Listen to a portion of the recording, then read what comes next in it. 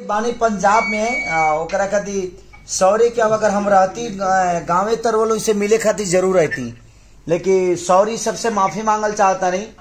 अगर हम रहती तो आशीर्वाद लेवे खातिर वो सबके जरूर रहती।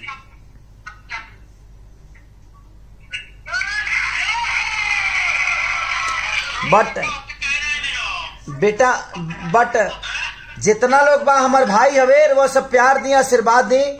और हमारे विकास भैया जो उनके धरती पर सबसे ज्यादा विकास भैया से हम प्यार करी ले। ऐसे जे जब हम हीरो बने से पहले विकास भैया हमारे के जो हेल्प कैले बनी, शायद हमारा अपन भाई भी अपन हेल्प ना करी, तो ओकरा खातिर को विकास भैया खातिर प्लीज ताली बजा दिलो।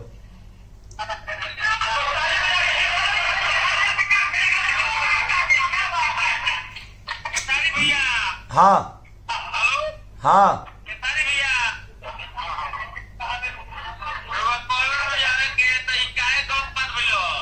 विकास भैया के जीतला के बाद हम आए फ्री में प्रोग्राम करे।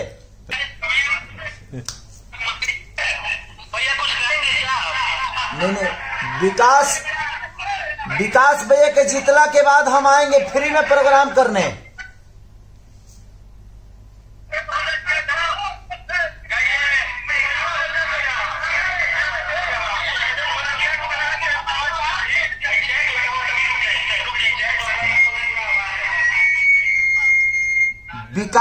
विकास भैया के जीतने के बाद मैं आऊंगा वहां पे कार्यक्रम पूरे रात करने।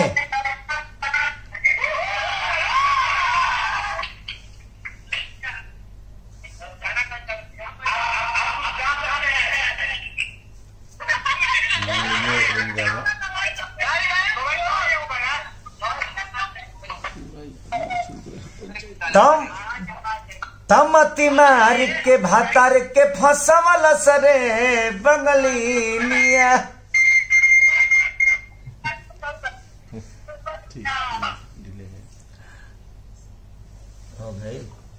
पूरा पंचायत जीतने के लिए आदमी कुछ